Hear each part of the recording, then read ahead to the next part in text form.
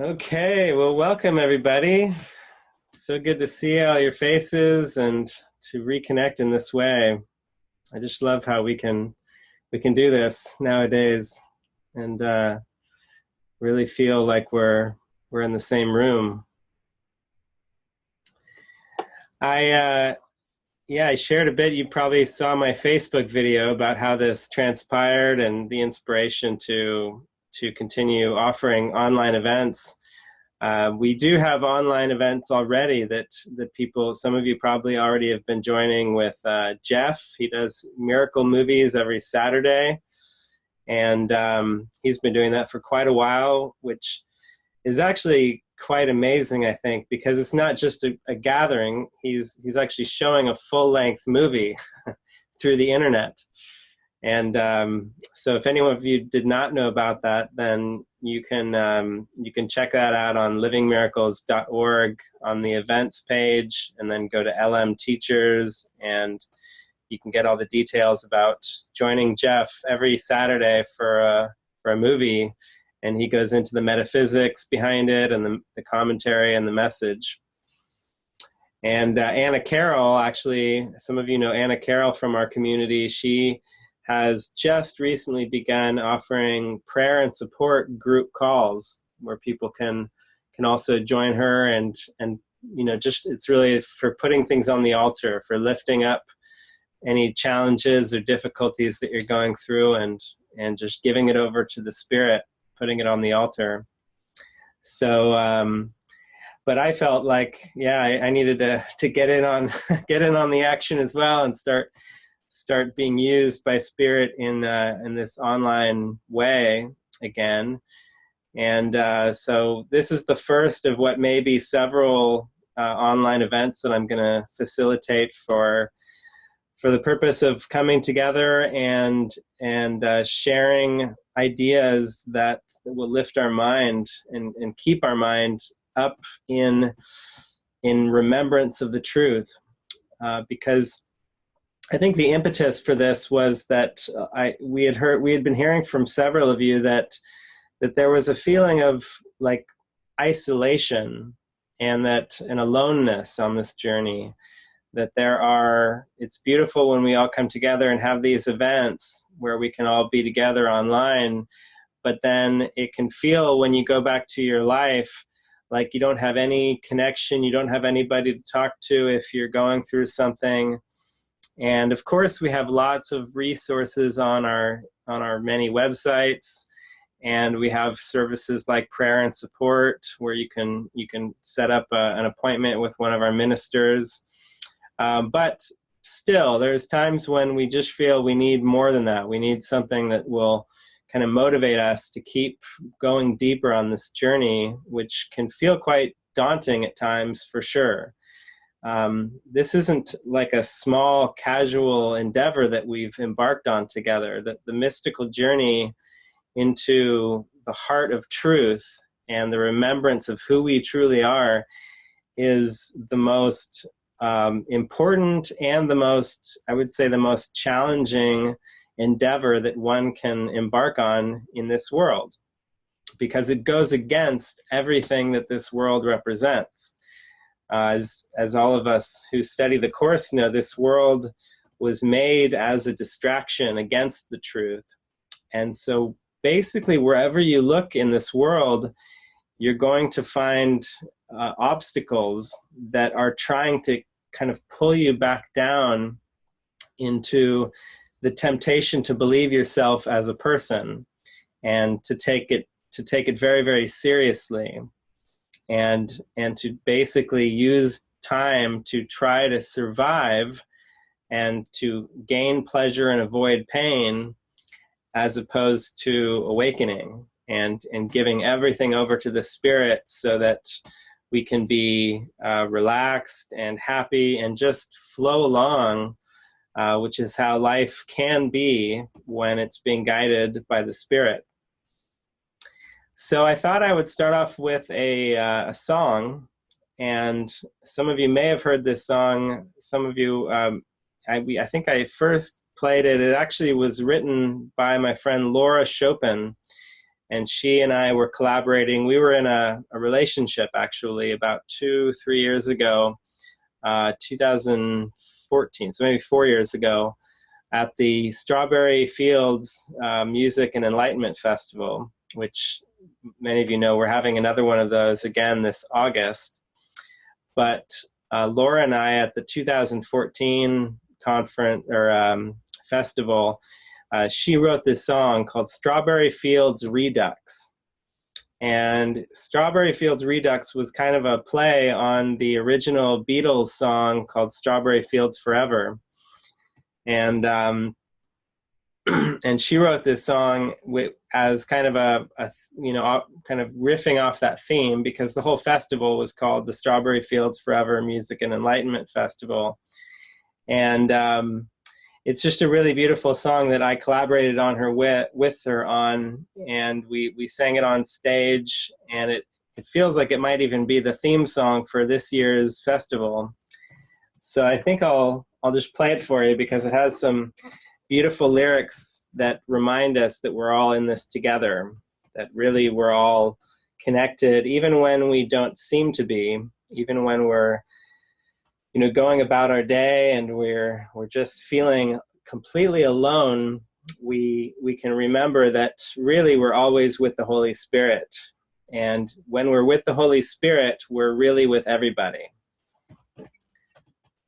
So you can just sit back and enjoy the song, and then we'll launch into some deeper ideas, and probably at some point open it up for questions and sharings and things like that.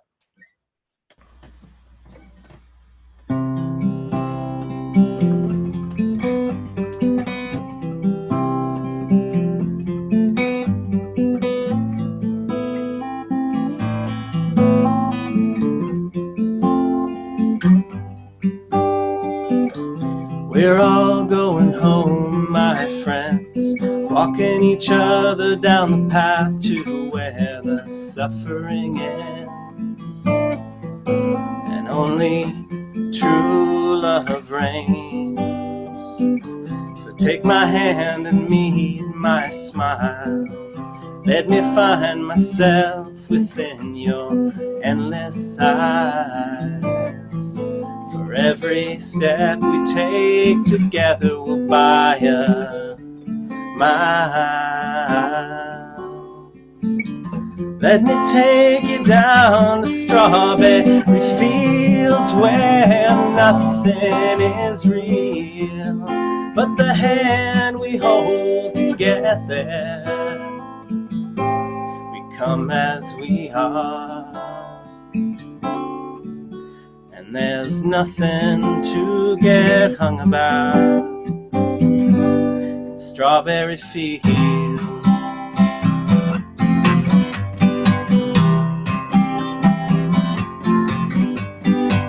So if the road has made you weary and you want to fall apart, well, that's okay.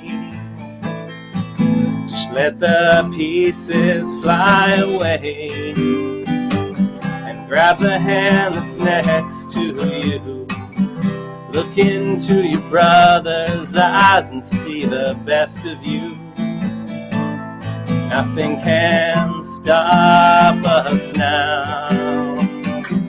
You can take me down to strawberry fields where nothing is real but the hands we hold to get there. We come as we are, and there's nothing to get hung about in strawberry fields.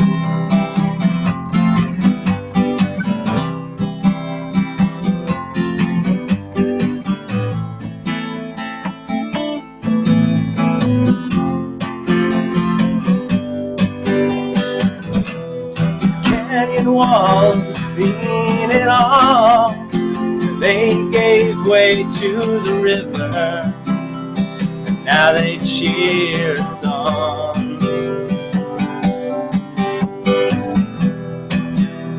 So let the flow of life flow through us and undo us.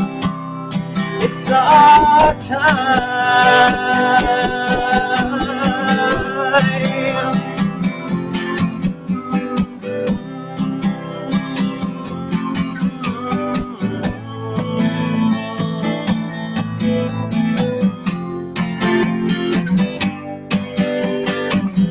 You can take me down the strawberry fields where nothing is real, but the hand you hold together. We come as we are, and there's nothing to get hung about. Strawberry fields, strawberry fields, strawberry fields.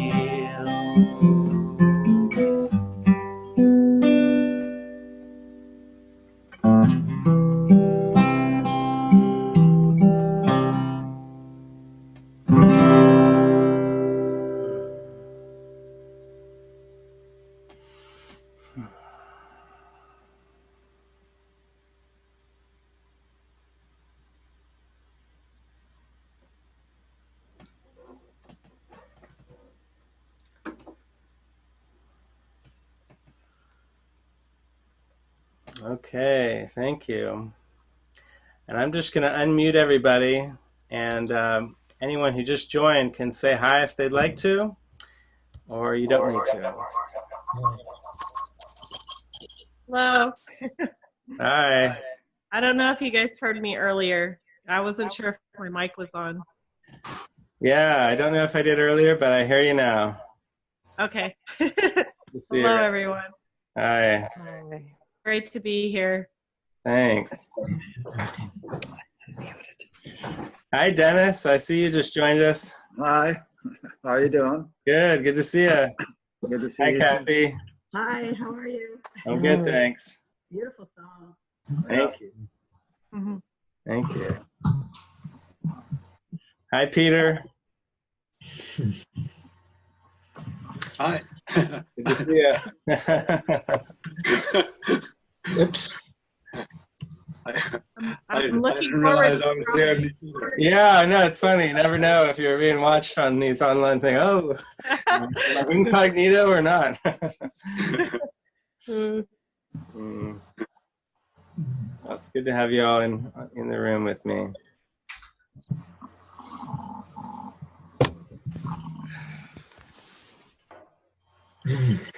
Yeah, the retreat in Mexico was just so wonderful, and to be around a whole busload of like-minded miracle workers.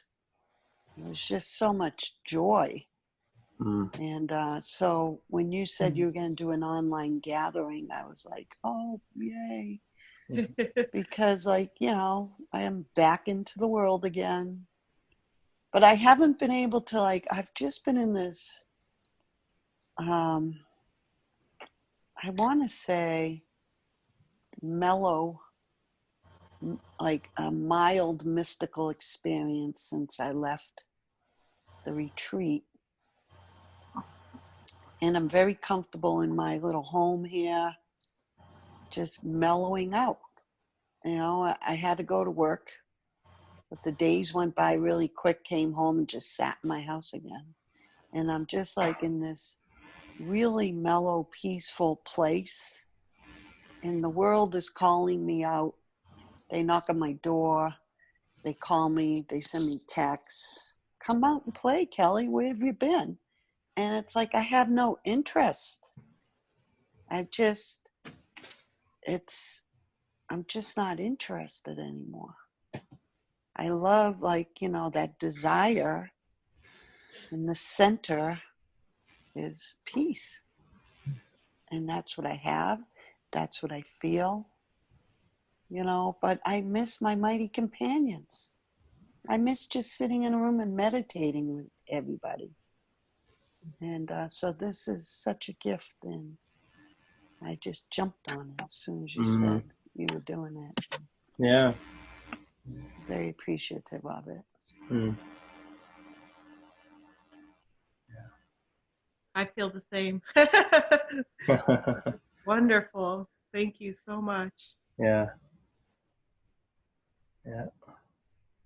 Yeah, it's all for me as well. I feel like unless I'm being used by the Spirit, I think we all feel that way. Unless we're engaged in some way in something that's actually lifting our heart and healing our mind, then we're basically lost in the ego. We're always either in one or the other realm. And so whenever we start to feel depressed or sad or kind of just isolated, then it's just a calling. It just means that we tried to do it on our own again. We tried to get happy using external means, and we need to pray again and be open to these opportunities. And they just come. It's not like we even have to be relying on other people to make things happen, but we can rely on the Spirit, because there is this plan that's already laid out for us, and all we have to do is be willing to say yes when the opportunities like this come around. Yeah, I was reflecting on when I had that bigger house here in Scottsdale, and it just seemed like it had mighty companions flowing in and out of that house, and I loved it, loved every minute of it. And so I'm thinking, I'm going to call that in again. I have an extra room here. Maybe there's a mighty companion on the road traveling, needs a place to stay. Right. I'm going to call it in. Because seemingly I can't leave this life yet. I seemingly have a college student that came right out and said, "Ma, don't leave me. Wait until I finish college." And, breaks my heart. I want to cry right now because my heart is in two places. And I don't know what that means. I maybe this is the plan for me, is to stay here and call in mighty companions. I don't know, but I'm open. I'm open. Yeah. I'm in prayer, talking about it. Yeah, it's always good just to be open and never. That the ego is always trying to figure out what the journey is going to look like, and it never really can know.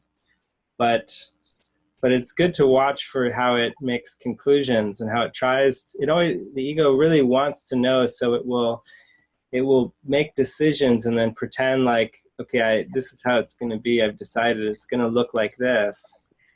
And I think that all we can do is just keep our mind open and say, okay, Spirit, I want you. I don't know what's truly most helpful for me or for anyone else in my life, but you do.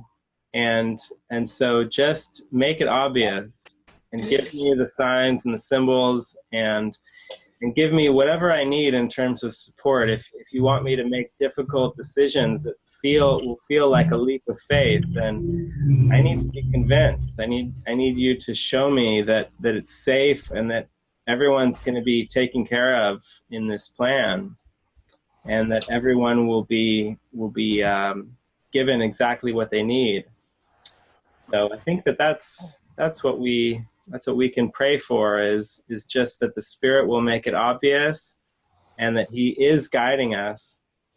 And you've probably heard David talk a lot about willingness and readiness.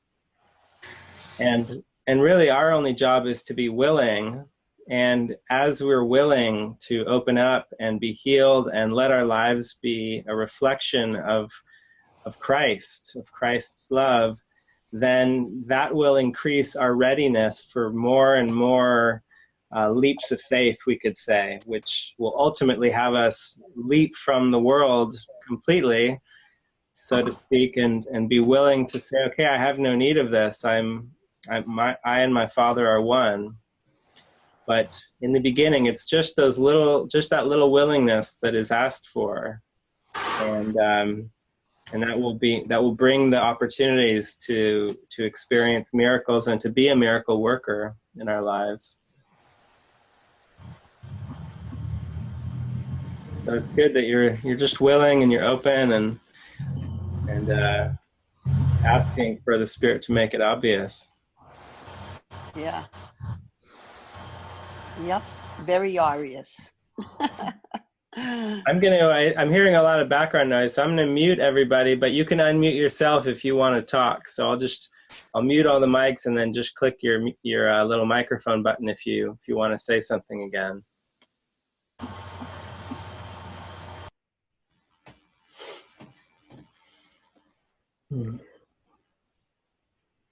Okay.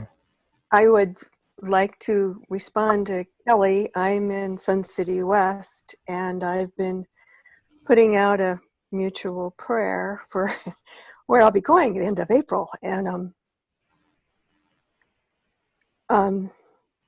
I would like to connect with you. Great. You can probably send her your email address via the chat to her or to everybody. Okay. We have this little chat function in here, so that would be good.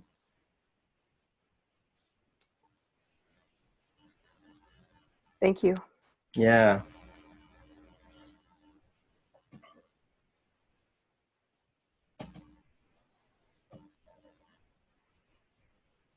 So yeah, I just feel like this is a time where we can really get in touch with the deepest calling of our heart, the deepest questions that we have, the deepest concerns we have.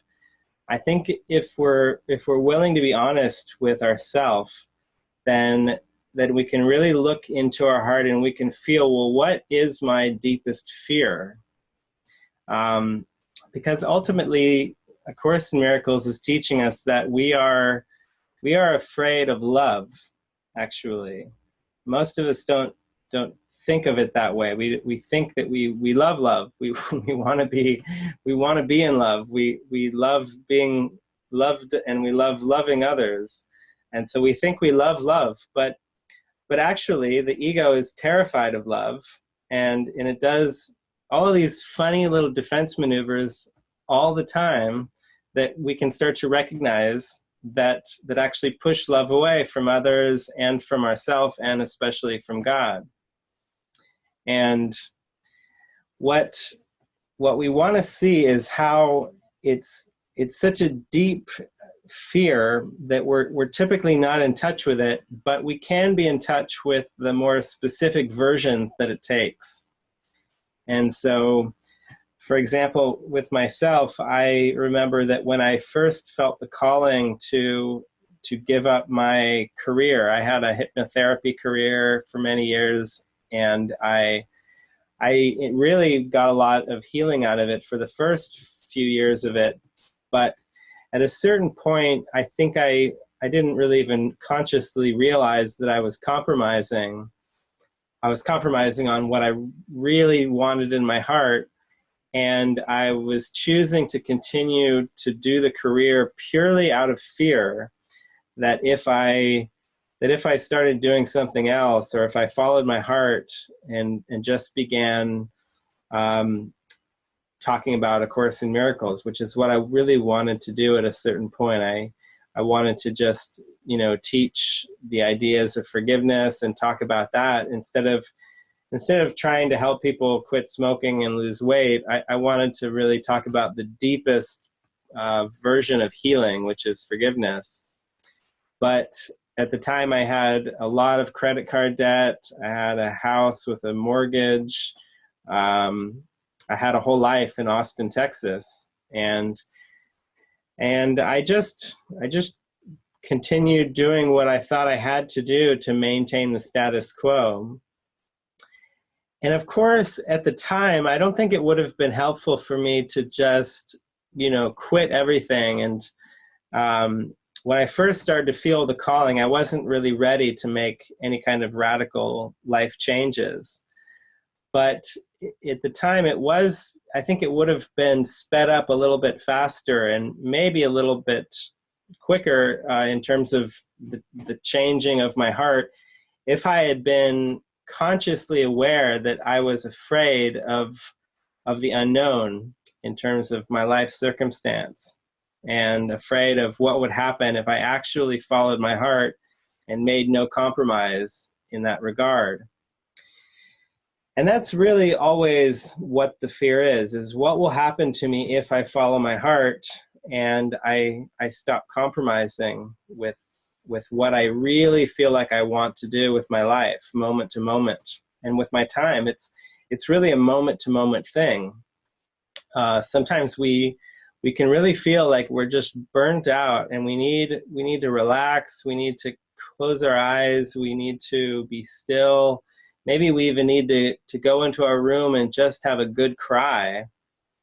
But because of all these worldly responsibilities that we have set up for ourselves, consciously or unconsciously, we don't give ourselves permission to just relax and just be a lot of the time, because of the fear. The ego says, well, if you really give yourself permission to just relax right now, then what about this person who needs you right now? What about that what about your to-do list? You've got a lot of things that need to get done, and if you don't get them done, then all hell is going to break loose. And it's really just a big liar.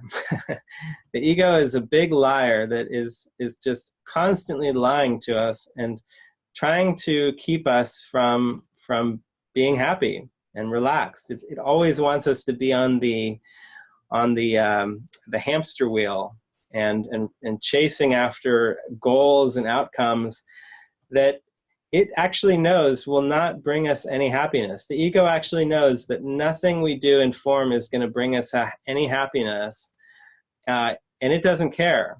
The ego is a death wish, and all it wants for us is to be addicted to it. It wants us to keep our mind addicted to it and dependent on it for our survival, so that it can survive. The ego is like it's really just a crazy thought, but it seems to be like this little entity. It's an illusory entity that just wants to exist.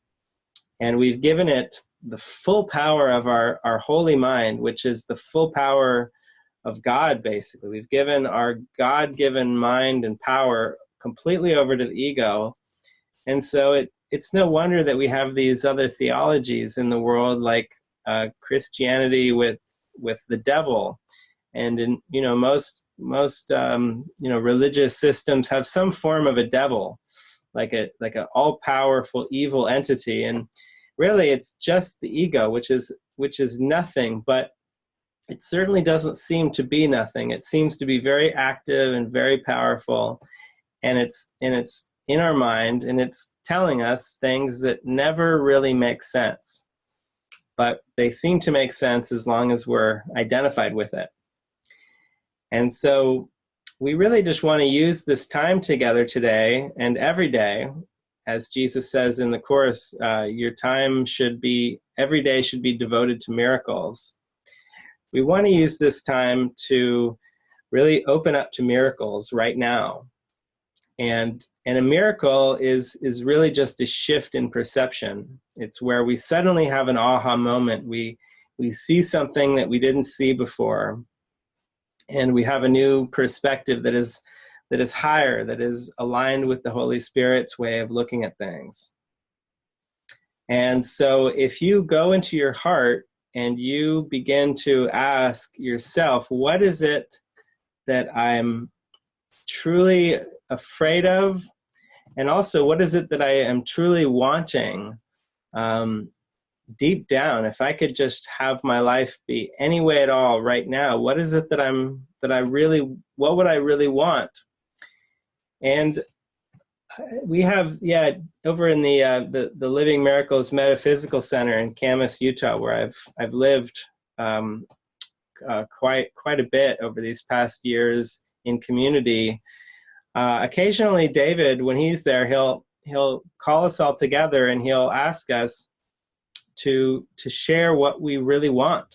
Like, and even if it good, bad, whether it seems to be egoic or not, just take all the lids off and just to get in touch with what is really feeling inspiring to you right now. And don't worry about whether it's your ego or not, because even that, the ego will put these desires in our mind. Like, for example, we might be attracted to a certain someone and we want to have a relationship with them, or we want to be friends with them. And we really want that. We feel it, but we're so ashamed of that because the ego also, it kind of plays both sides. It gives us this desire for something in form, but then it squelches it by telling us that we're guilty for wanting that. And so we stay in this mode of repression. But what David and I think what Jesus is really encouraging us to do is to open up our heart and just get in touch with these deeper desires and let them up. And regardless of whether they seem to come to pass in our life or not, it's an exercise in raising our unconscious mind up into consciousness so that it can be healed, so that we can be healed. So I just want to open it up. If anybody feels to share anything that it is getting that you're getting in touch with in terms of your own life experience and what is calling you right now, and also what the barriers seem to be, because of course we can point to lots of things that we could say, well, I can't do this because, like Kelly was just saying, I can't, really follow my heart, perhaps because of this person. I think you said it was your son. I forget if it was your son or your nephew, but someone who's going off to college and wants you to wait. And the Spirit never really is asking us to wait. And there always is a way in which we can all be happy, in which everyone can get the healing that they truly want deep down. But it really requires first just looking within and saying, well, what is it that I really would want? And sometimes I think that ultimately all we really want is to be at peace in this moment. So it's not really about the wants and the desires, but again, just by exposing them to ourselves, and sometimes it can be helpful in a group like this, that can kind of get things moving in our mind. It can kind of start to shake things up within so that we can feel some kind of shift happening, and it gets the ball rolling. So if anyone has anything they'd like to share or talk about, or a question on your heart as well, then go ahead and unmute your mic and feel free to speak.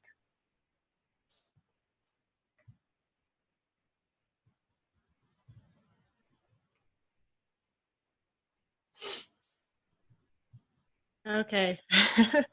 I've unmuted.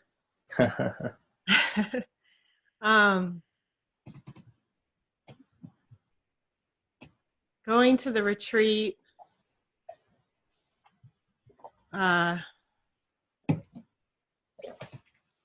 was helping me face this, the energy that I have, like this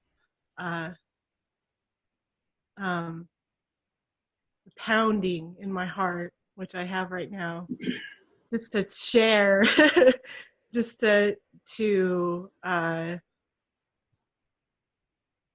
expose whatever is in my mind right now.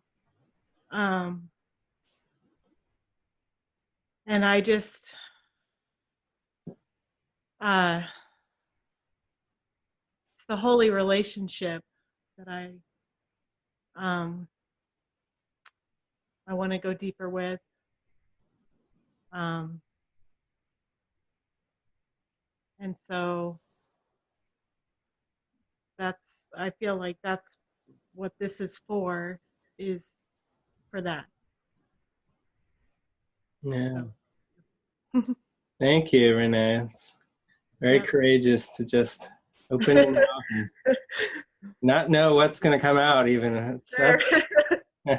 Okay, I'm going to unmute my mic and just see what happens here. You Feel can the mute me if pounding. you want. Okay. Great.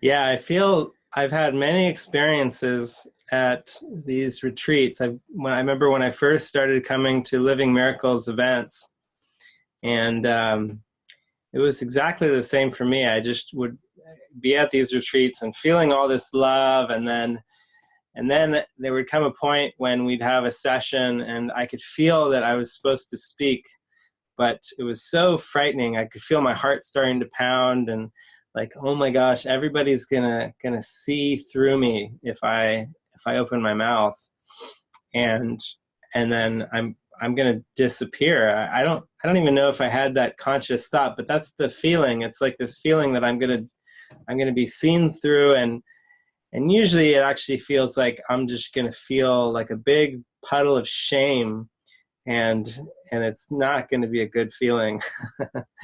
And so I would just practice with it when I was there, when I would have those opportunities where, yeah, it felt like something really bad would happen if I opened my mouth. But yeah, every time it would actually be amazing how freeing I would feel, how free I would feel after speaking, where everyone would know my dark secret or my shameful thoughts that I thought were so shameful and so dirty and so like, oh, I shouldn't even be thinking about this, but this is what I'm feeling, and or I'm having judgments about this other person and I feel a lot of hatred towards them, but I can't tell everybody that because then they're just going to think I'm a bad person. So yeah, that kind of thing is so helpful. It's just so helpful when you're in a group where you could feel that the purpose of it is just to laugh at the ego, not at each other, but really at the ego. Because we've all had those experiences where someone exposes a thought and then everybody goes, "Oh my God, thank you. I've been having the exact same thought, and yet I didn't have the courage to say it. So thank you for saying it for me." It just gives everybody the freedom to open up. I remember we were at a gathering in San Anselmo. Actually, Dennis, you were there in San Anselmo. This was back in 2011 at this church there. Oh, yeah. It was David and Helena and myself and Armel, who was my wife at the time, who we had just been married. And it was a whole gathering called Practicing Holy Relationship. It was all about how the Spirit will sometimes bring in a holy relationship partner that will mirror you and give you many opportunities to practice forgiveness.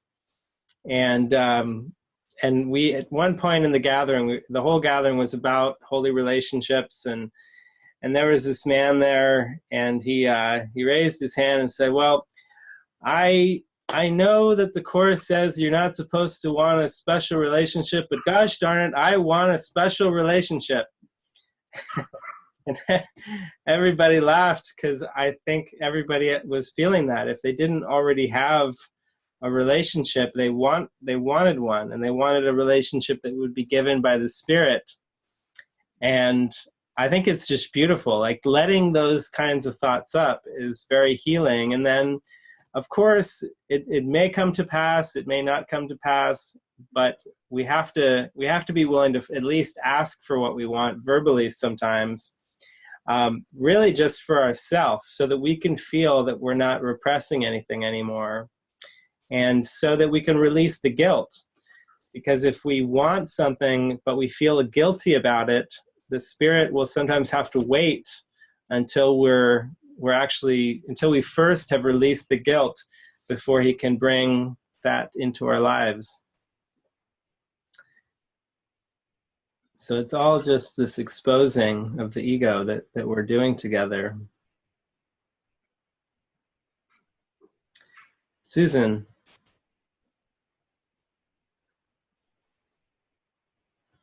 Okay, let's see if I can. I'm not comfortable speaking with the earplugs in, so I can't hear you, but I'll put them back in. First, I want to say thank you. It's great to be with everyone.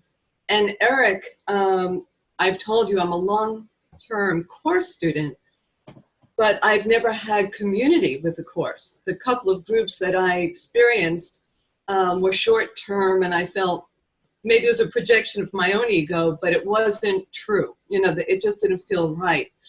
And not too long ago, someone I met, David Montanet, recommended David Hoffmeister's book. So I have been without a home, I'll tell you. It's very unusual, for almost 2 years. I left a relationship, and I've been kind of moving by the grace of God. That's all I can tell you, you know, asking where do I go? And I've been in Socrates, New York for the last 7 months, which has been great. And even great about that is I went to a spiritual bookstore in Woodstock, and there was one Unwind Your Mind. And I said, there it is. And I picked it up and started reading it and went to all the websites. So in brief, because I could go on, Erik, you're the first person I contacted. And I'll always be grateful for that, because you were so kind and so friendly and answered emails immediately and called, you know, we spoke. And then I was introduced to this week group, Unwind Your Mind weekly group, and I see Chris is here from that. So, you know, I've had in this particular lifetime just a desire to be of service to God the very best way I can. And it has been lonely at times, for sure. I've been parts of various communities, but like, again, they haven't been course communities. So I'm very excited now to find you all. I mean, I'm so grateful that I've done, you know, 3 of the 30-day experiences. I did the 3 January experiences. I wanted to be here with you. You know, and maybe it's part of my maturing process, getting a little older, but being still, as you were saying, Kelly, be still and know that I am God. So last week I went to Stockbridge, Mass, where I lived in the Berkshires for 25 years, which is a beautiful, beautiful place. And I actually used to have a peace house in one of my lifetimes in the Berkshires. I called it that.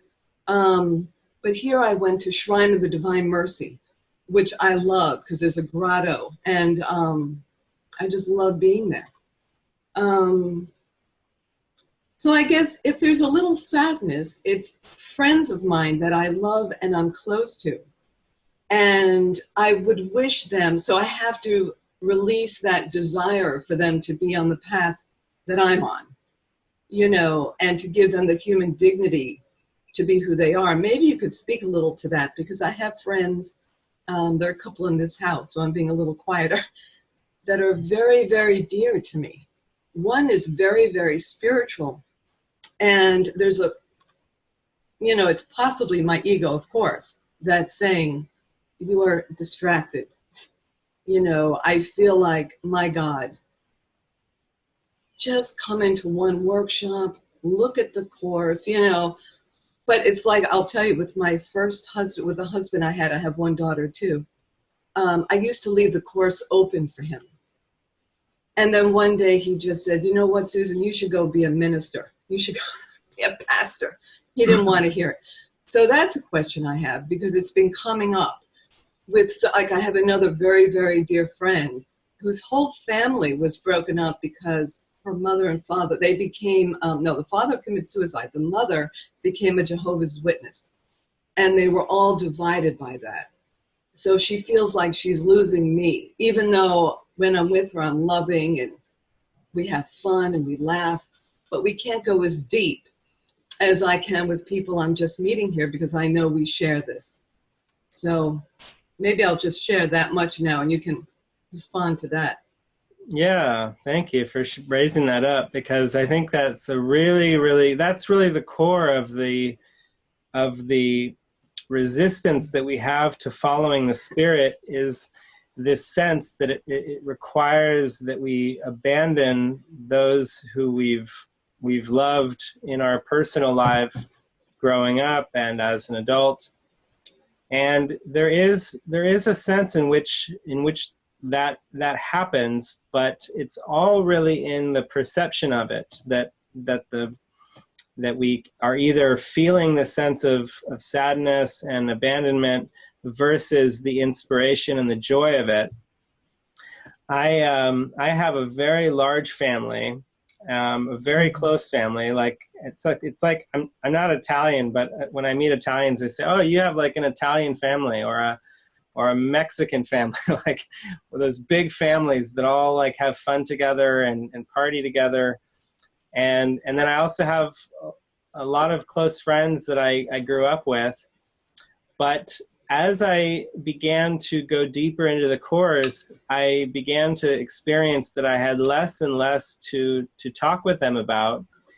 I remember at first I really did want everybody to kind of come along with me. I first was, before I was into the Course, I was into self-help and a lot of different things like Tony Robbins and ways of improving your personality and whatnot. And I was really excited by a lot of that stuff. And so I would try to share it with them.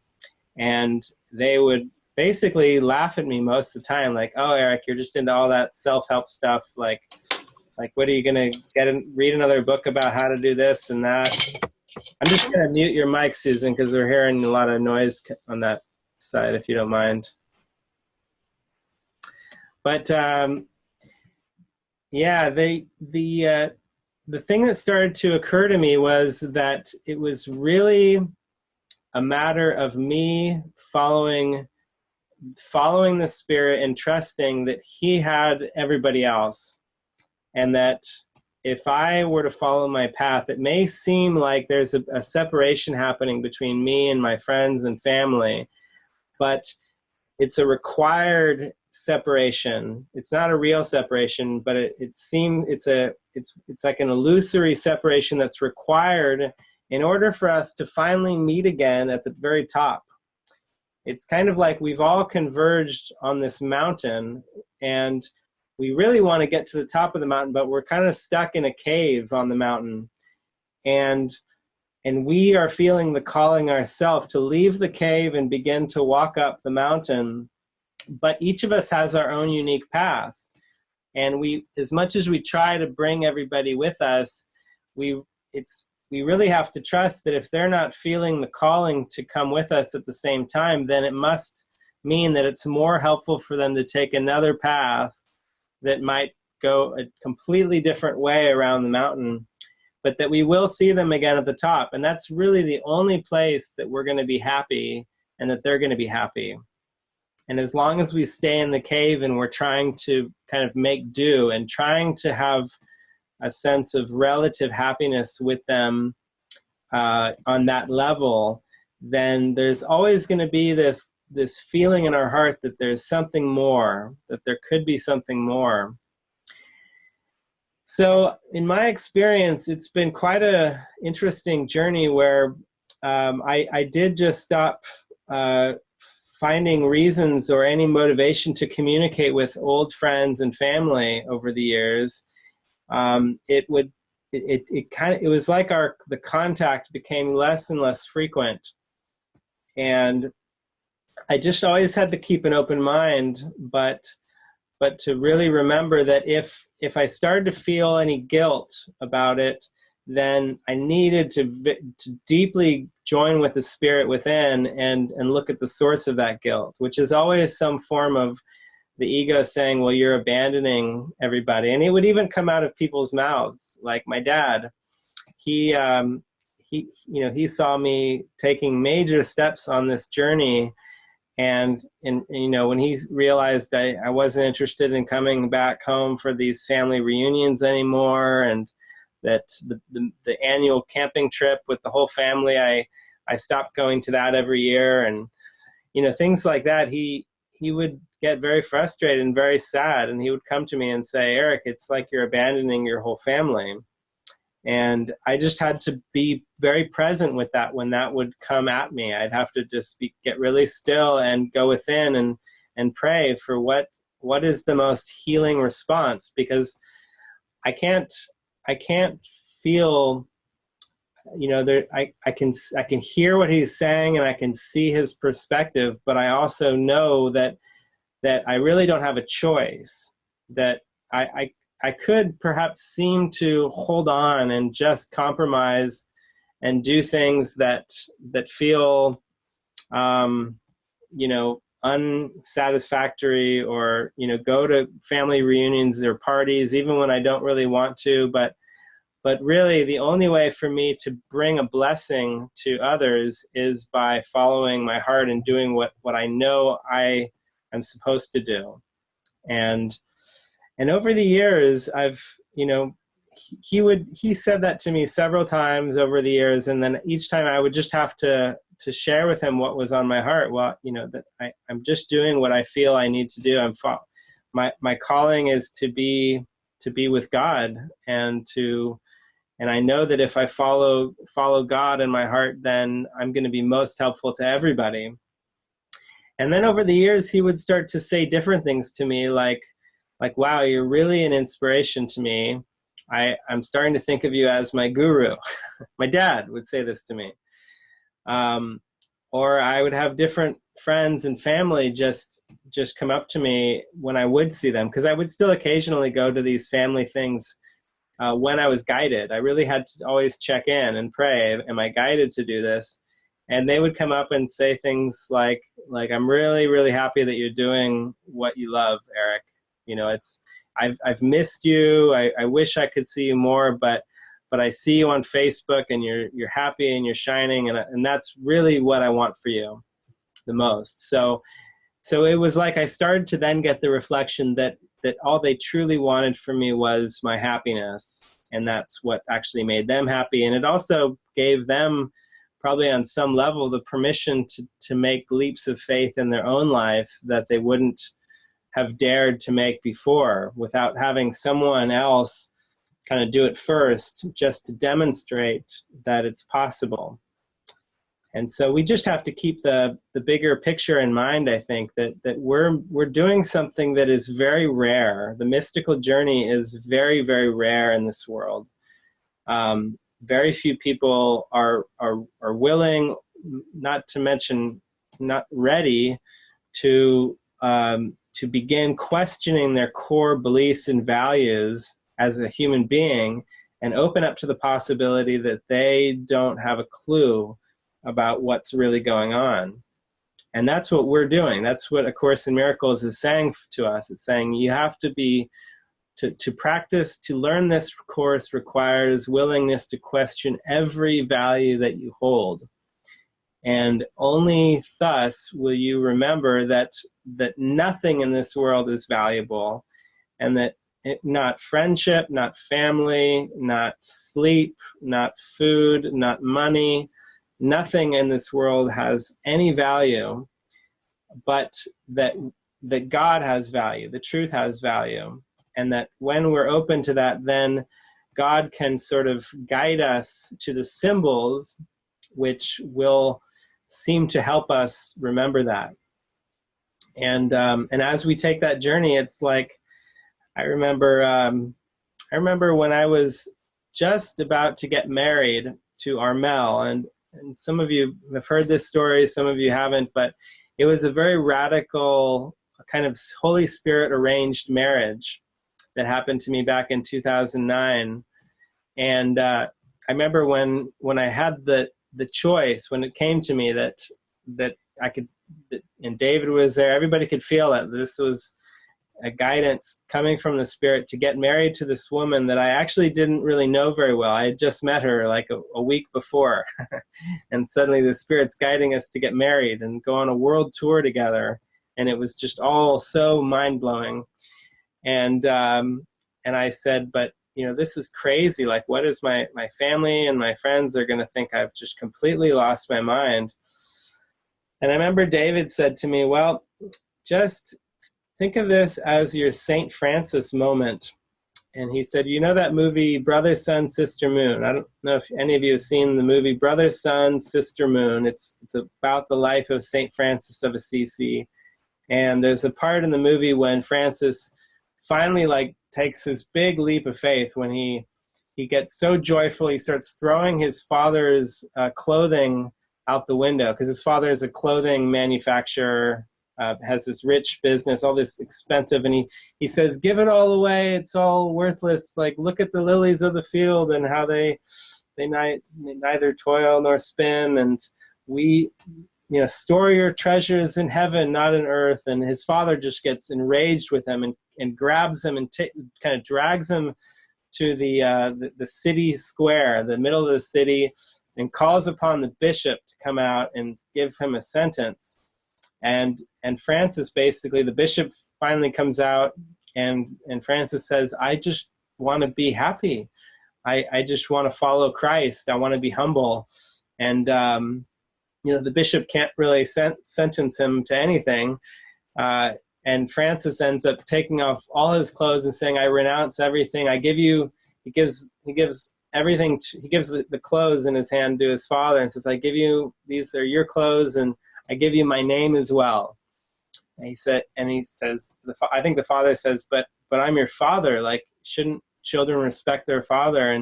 And Francis says, I'm no longer your son. There are no more fathers. There are no more sons. Only the Father in heaven is our Father. And basically walks out of the town stark naked and just begins to follow his calling to live as Christ lived. And it's quite radical. And I remember that scene really impacted me when I first watched that movie. I remember just going, wow, it makes me cry every time I actually watch that scene. And he said, this is like your St. Francis moment, David said to me. He said, you're taking a leap of faith that will not just impact you in a major way, but it will impact others for many, many years to come.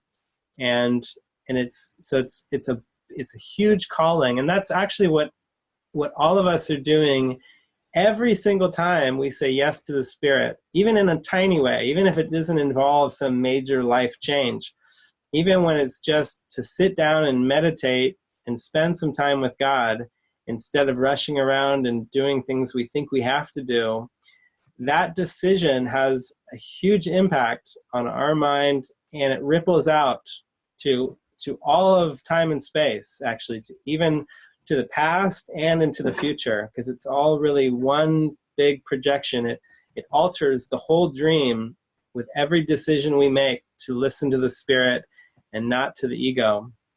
So, yeah, I hope that gives you some encouragement to follow this, and nothing else is important. Nothing else is worth minding. We can just keep our mind where it matters. And it's so wonderful. It's such love. There's such love that's available here in this experience of saying, I will follow you and nothing else. I will not place any other gods before you, whether it's friendship, family, it's really people. It's this whole people thing that can really grab us, because even the thought that there really are people, when the Christ is telling us that there's just one mind, and it has all these dream figures, but yeah, it can be quite a trap to think that the people need minding, that we need to keep thinking about the people and taking care of people, when actually if we follow the Christ, then the people will seem to do great, because it's all in effect. So thank you for your question, Susan. I really appreciate you raising that, because I think a lot of people have that same question arise. Just real quick, I wanted to mention that you may know that I was born Jewish in Brooklyn. So I hadn't seen some family members for like 25 or 30 years. Not too long ago, I saw my cousin. We had some things in common, so I wanted to see my uncle maybe for the last time. And she said, what have you been like? They thought I was a Scientologist or something, but there was just a common bond of love. So now I have a new relationship with my one cousin because of love. But that's just the way it's been. So thank you so much for your response. Yeah. Really appreciate all you shared. Yeah, you're so welcome.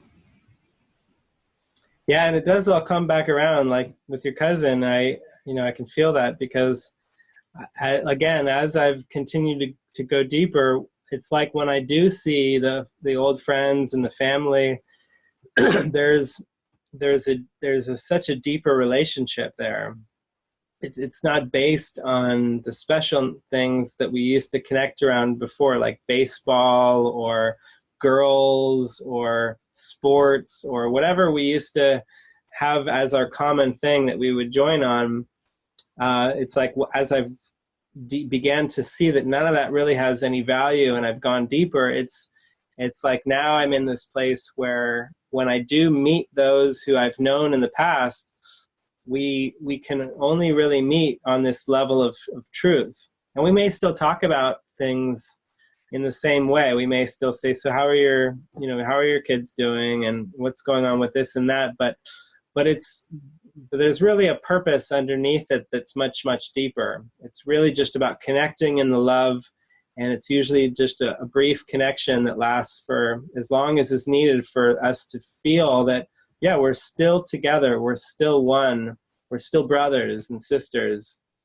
And yeah, the interactions are just there to remind us of that. Kelly.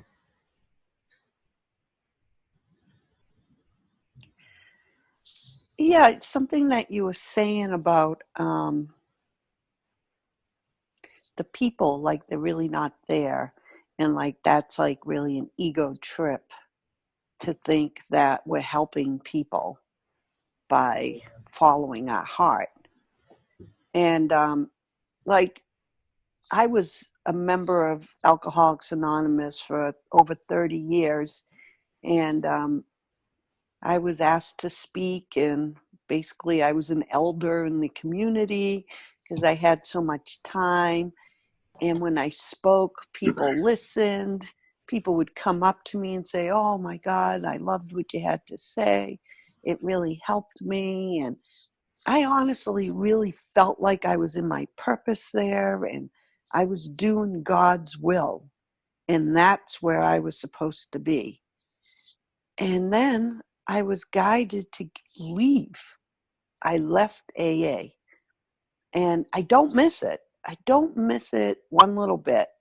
I actually picked up a drink and had a few drinks so that I could not go back in the community and be the elder there anymore. It was like almost like an ego trip I was on.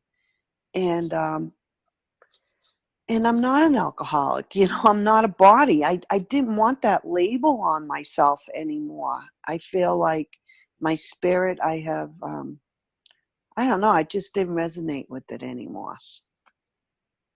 But yet, like you said at the beginning, like if you're not in your purpose, if you're not connecting, you don't have that heightened feeling or whatever it is. And like when I was at the retreat last week, no matter where I went, even if it was just eye gazing, just walking, just being in the community and eye gazing was like such an uplift of purpose. Like I felt I was just in my purpose, just being there. Not that I was doing anything or saying anything, it's just being there. And now here I am home again. I'm at peace. I have a ton of peace, but I don't feel like, I don't know what my purpose is anymore. My purpose is to be peaceful. Well, I'm peaceful. I don't have any grievances. I'm not upset. I don't feel like crying. I'm just like here. I'm just like, okay. Granted, a part of me wants to go to Camas and get and function and like be a part of this awakening. But then that's where the trick comes in. It's like, oh, a part of this awakening. Like, that means I'm helping the people awake. You know, that means like I have a purpose to help people again. And then I get confused. No, I'm just going to be. I'm just going to sit here, meditate, and be. I don't need to help. But yet, it seems like the whole community is about helping. It's like every time I get on Facebook, there's another gathering, there's something else, and there's just so much activity going on there. And it's all part of the awakening, because nobody's going to awake unless we all awake together. So it seems like there's a lot of doing happening, and I'm confused. So, there, done. Yeah, that's beautiful. Yeah, that's a deep question, because I think a lot of us, there's different phases we seem to go through where first we have to begin to let go of all the doing that we've been doing for the ego, and all the things we've been doing basically just for our own survival. We've all been taught from a young age that you've got to go to school, get good grades so you can get a good job and get a career and make money, and then buy a house maybe, or have a family, or do whatever normal people do so that you can get by in this world, so that you can survive in this world, and hopefully be happy in this world. And the whole goal of the ego is for us to survive and be happy in this world. And that's basically just a compromise, as if you can actually be happy in a place where you aren't yourself, which is what this world is.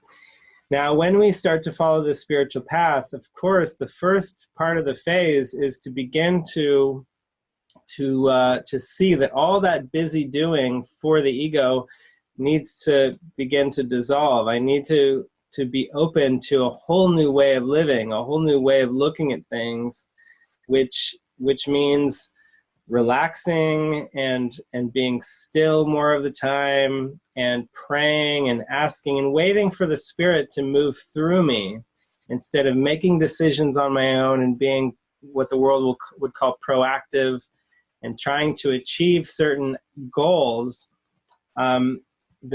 Jesus is saying, okay, you need to go the complete opposite direction now. You need to begin to give me your goals, give them over to me, and let me give you what is truly helpful for you, because you don't know anymore. You don't know what's actually going to be truly helpful in terms of form outcomes. You think that your life would be better if you won the lottery, but I can promise you that if you won the lottery, that would be probably the worst thing that could ever happen to you.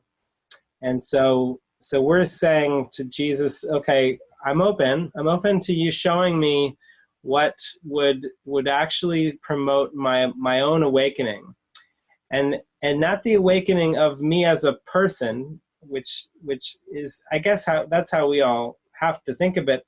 As we're going through the journey, it seems like we're a person who is awakening.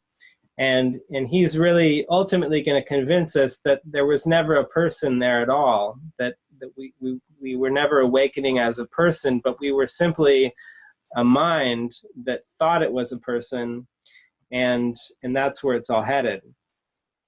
Now, when it comes to spiritual community and the kinds of things that you probably see with Living Miracles, where it looks like everybody is really busy. It looks like we're all like running around and getting things done, and praying on things and joining and talking to people, lots of people stuff. It looks like lots of people stuff. Actually, what's happening is that there's kind of like another phase where when you really start to get still and you feel that, okay, I'm not going to be doing things for my ego anymore. I really am called to just be. And I don't want to move unless I'm moved through.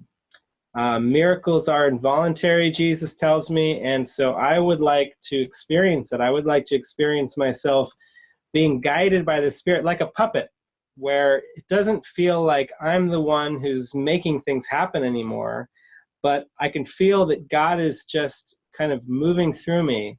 You can see that with Jesus in the Bible, how he's saying things like, I and the Father are one, and he's actually quite active. He's moving around, he's moving from place to place, he's speaking to the apostles and to crowds of people. He seems to be doing, and the apostles seem to be doing a lot of things to support that. And yet it's not out of any personal desire to get something done or to help people. Now it's actually coming from something much deeper that's beyond personhood. It's coming from the mind that is awakening, which is beyond consciousness even, and then that desire is calling the whole dream to support that, so that where the ego made the dream, it made all the bodies, it made the persons, it made all the things that we seem to deal with in this world, it made them all as a distraction against the truth. Now the Spirit is saying, well, that's all fine, and that you seem to be in a dream where the ego is using everything to keep you distracted, but I'm going to show you that all of that, everything that the ego made, can now be used by me to help you remember who you are. And the way it's going to do that is by showing you that nothing in this world actually is bad or guilty or part of the problem. In fact, the whole lesson of the Holy Spirit, I would say, is to teach us that the world is neutral. But so long as we still project any kind of badness onto the world, whether it's money or guns or presidents or politics or society, as long as we still see anything in this world as egoic, then we're still caught in the ego's perception of the world. The ego made the world, and then it projected a lot of guilt onto the world, so that we would always be pointing the finger outside of ourselves. And the Spirit will undo that by saying, I want to show you how all of this can actually be used now to heal the mind of all guilt, to show you that there's no guilt out there, and therefore there's no guilt in here. So in my own experience, what I've discovered is that when I began to volunteer for Living Miracles, which is really just a symbol in my mind, it's a symbol in all of our mind of a, I guess you could say, a community or an organization, even though David has always said, this is not a real organization. This is not like a real community. As long we don't want to project any kind of idolization onto even the spiritual community, or Ken Wapnick would always talk about how be wary of the temptation to project specialness onto A Course in Miracles, as if the book is going to save you, or that if you understand the book completely, then you're going to be saved. It's really seeing that you have to practice this. You have to practice the principles with everything, including spiritual community, and including teachers or books or anything that symbolizes the truth. And then what starts to happen is you find yourself beginning to feel moved to do things and to say things, but it's coming from a totally different place where it's involuntary and it feels joyful. You find yourself working, so to speak, like maybe doing the dishes or helping somebody with a project, or speaking to a person and giving them helpful words of wisdom. But it's not really you personally who's doing that. You start to have this experience that it's not really you. It's coming from beyond you. And you're just like the channel. And I found that the only way that I could have that experience more and more is by letting go of the people thoughts. I remember one time I was up at the monastery, and David was there, and he was saying how, we have these two guidelines in our community that we practice: no people pleasing and no private thoughts. And he had them, I guess they were written on a bulletin board, or they were written on, I think he had done a gathering and he had written them down or something on some kind of a poster board or whatnot. And after everybody had left, he looked at the two guidelines: no people pleasing and no private thoughts. And he said, you know what, we could actually just simplify it. It should just be no people thoughts. And that's all we need right there. No people thoughts. And that really stuck with me as well, because from that point on, I could use that as a reference for when I was starting to feel guilty or really stressed about anything. It always came down to, I was having people thoughts. I was concerned about other people or concerned about this person. It was always about what people were going to be thinking or what was going to be happening with the people. And so, yeah, I think this is really just about practicing the principles of the Course, which are forgiveness and non-judgment, and letting go of the people thoughts, just being willing to question them. But then as we do that, the Spirit will take over our lives. It's as if we're loosening the structure, the egoic structure that we've used to make decisions. It's being dissolved. And as that dissolving happens, then there's more space in our mind for us to hear the Spirit and just be of one mind with the Spirit. And then the Spirit takes over the body, and it seems to, when we allow it, there's always these moments when we get afraid and we kind of take control back. But more and more we experience the peace and the joy of just letting ourselves be like a puppet. And then, wow, the Spirit will do things through us that seem to be incredibly helpful. Like David, traveling around the world for the past 25, 30 years, just going where guided to speak to people. Does he really care about healing people? No, he really doesn't. He really doesn't believe that there's people out there that need him.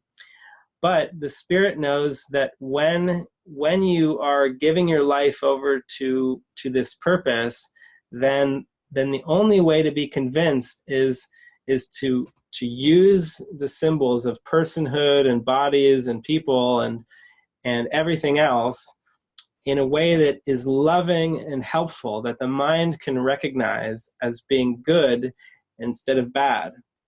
And then that undoes both good and bad, so that we can start to realize that everything is neutral.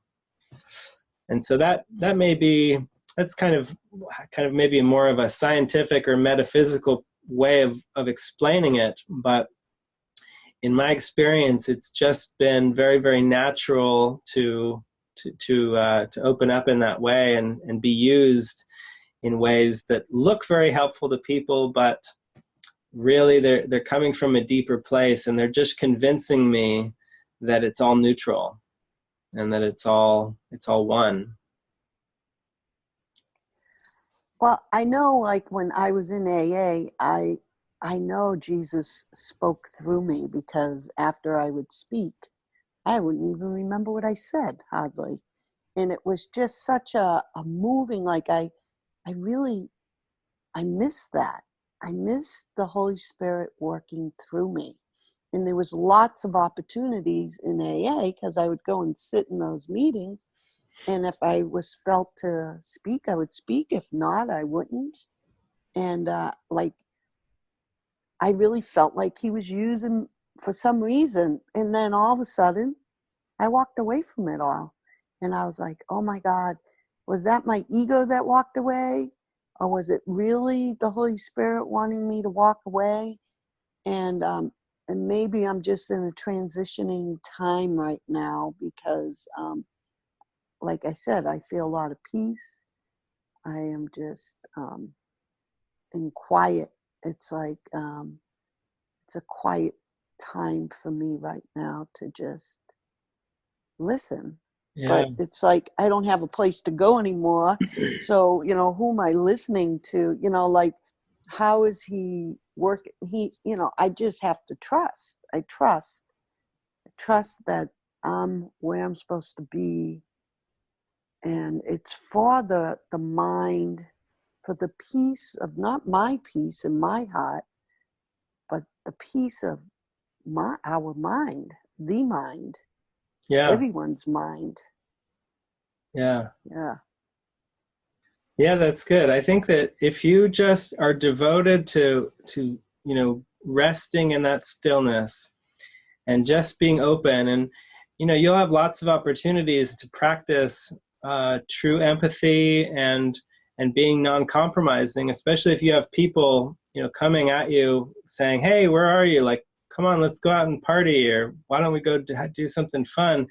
And if you're not really feeling that in your heart to do that, then those are the moments when you get to really make huge leaps of faith, or make huge gains in your awakening by staying with your heart and then praying in those moments for the Spirit to answer them through you. So I would often be guided to say things like, well, I'm open to that, but I'm really kind of feeling quiet tonight, and I think I need to just stay with that, you know, but you know, I'll stay open to it. It's like, it always feels hard to tell people no. Sometimes the Spirit does guide us to say, no, I'm not going to do that. But sometimes, you know, the Spirit will guide us to just give a more open-ended answer so that people don't have to feel rejected by us. And so that if we're afraid of the guilt that we might feel, so that we can feel more comfortable, you know, it's like a stepping stone towards just being really, really, really clear about what we're going to be doing moment by moment. It's a stepping stone to say, well, I'll keep it in mind, but in this moment, I feel guided to just rest and be still. And I just watched a show last night. I was sitting with my sister, and there was some show on Netflix she was watching where this husband found out that his wife flew to Bolivia and was in some kind of a spiritual community. And he flew there and basically went up to her and was like, what are you doing? Like, you got to come home. And she was so beautiful, like how she handled it. She basically just told him, you know what, you're not the problem. I'm the problem.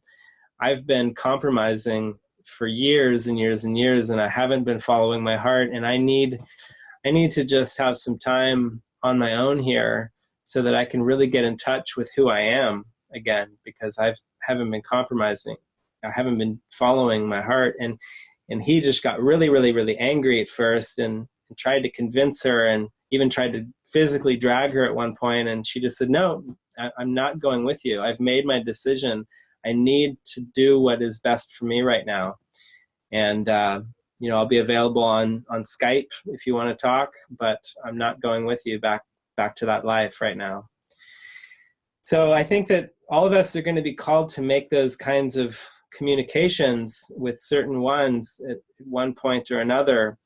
And all the inner work that we can do now in terms of just relaxing and going into the stillness and really getting in touch with how good it feels to just let go of the world and to release the thought that we're responsible for our lives in this world. We're not. We're not actually responsible for this world or for anything in this world or for the life of the person we think we are in this world. We're not responsible for our bodies. We're not responsible for our children's bodies. We're not responsible for taking care of anything in time and space. That all was part of the trick. Our only responsibility, as Jesus says a few times in the Course, is to accept the atonement for myself. And when we rest in that, then we can just find that inner stillness, and if the body is meant to be used, or if it is meant to seemingly be helpful in the world in some way, like he does talk about a special function, that we can be given special functions, like whether it's speaking or playing music or helping somebody with preparing food, or even things that seem very worldly. The body can be used by the Spirit to do all those things, but now with a purpose of showing us. It's not really for anybody else. It's always for us to experience that state of involuntary being done through. And that's the beauty of miracles in action, we could say.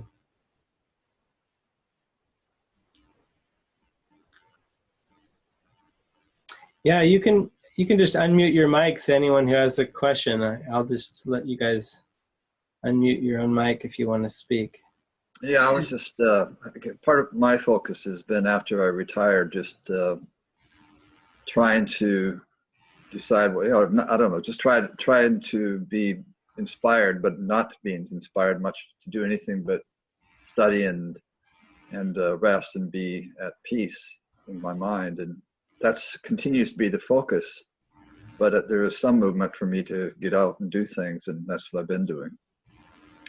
But mostly I want to be really clear, and I think a lot of what we've talked about today is helped me to get more clear on how to follow guidance, and know the difference between what's guidance and what's just ego. But that's the whole theme about what's happening with me right now is being able to tune into what that guidance is on a moment-to-moment basis, and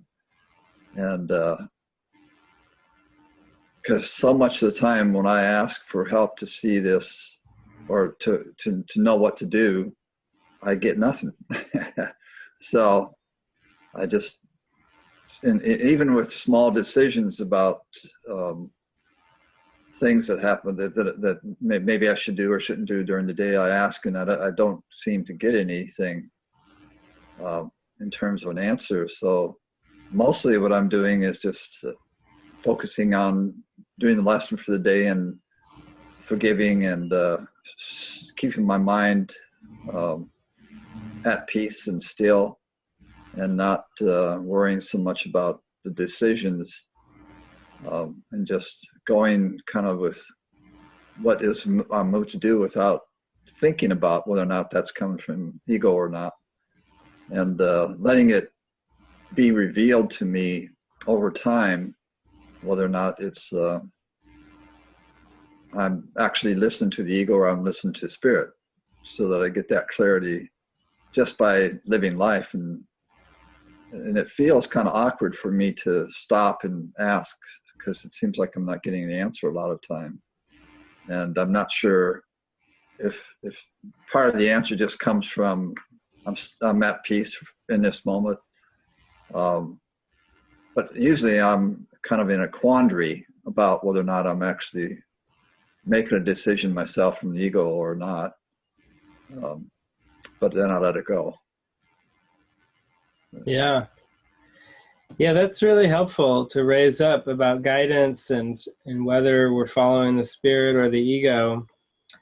I started to realize at some point that whenever I was making any kind of decision about anything, then if it was something that I felt like would give me something from the world, then I basically saw that all my decisions were coming from the ego.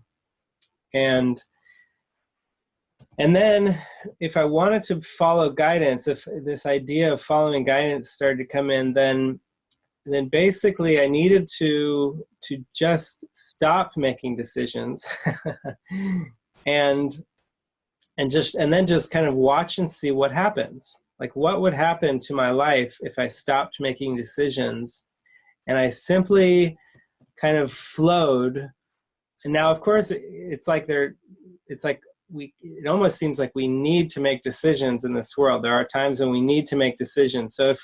So when we come to those points where we literally have to choose to go left or to go right, then we still can just decide not to decide, and then let our intuition guide us, kind of just be really open and feel. And even the decision to do nothing is a decision, but we can pray that the Spirit will make it really, really obvious and tell us if we're supposed to do something. But normally we already have an idea in mind about what we want. We already have decided what is most helpful. And that whole section in the Course about the it's toward the end of the text. It's, I think, chapter 30, where there's the questions. You start your day by asking, decide the kind of day you want. I can't remember the name of the section at the moment. Does anybody remember what that section is called? The rules for decision making. Rules for decision. Thank you. And that would be something that I started to practice because that would remind me that the only thing I really want is to have a peaceful day, or a day of miracles, or whatever comes to you as what feels inspiring. And anything else that we're deciding for is just a distraction. It's just keeping us in the loop. So I think in the beginning, it's not so much about trying to hear the guidance and trying to follow the guidance, but more about being aware when we're making decisions with the ego, which is basically all the time. We're always thinking about goals. We're thinking about the future. We're trying to arrange time and space in a way that will maximize pleasure and minimize pain. And so in the beginning, it's more like just saying, okay, well, I don't feel like I'm hearing the Holy Spirit's guidance right now, but I am hearing the ego's guidance, and I can start to ignore the ego's guidance.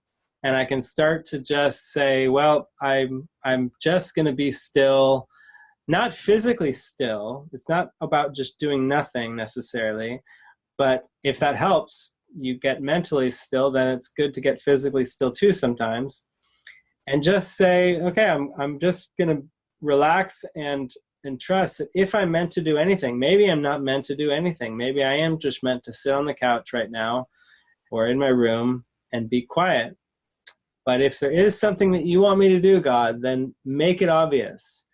And one way that it can be obvious is if we start to hear something or get an idea that feels a little bit inspiring, but it also makes us feel nervous or frightened because of what other people might think of us or what might happen, that's a pretty good indication that it's guidance from the Spirit. And yet even then, I think the most helpful next step would be to join with somebody that you trust. You can join with me, you can join with anybody who you trust, who is a demonstration of following guidance, to just check in and say, this is what I'm hearing, but I'm scared and I don't know if this is really the Spirit or just my ego. Can you help me kind of cut through the chase here and kind of separate the wheat from the chaff to really get in touch with what's real and what's true here. But if you're not hearing anything specific like that, then I think that the focus is simply to be on looking at all the ego decisions that get made and practicing just looking at them without following them, without jumping on those thought trains. Good, thank you. Yeah.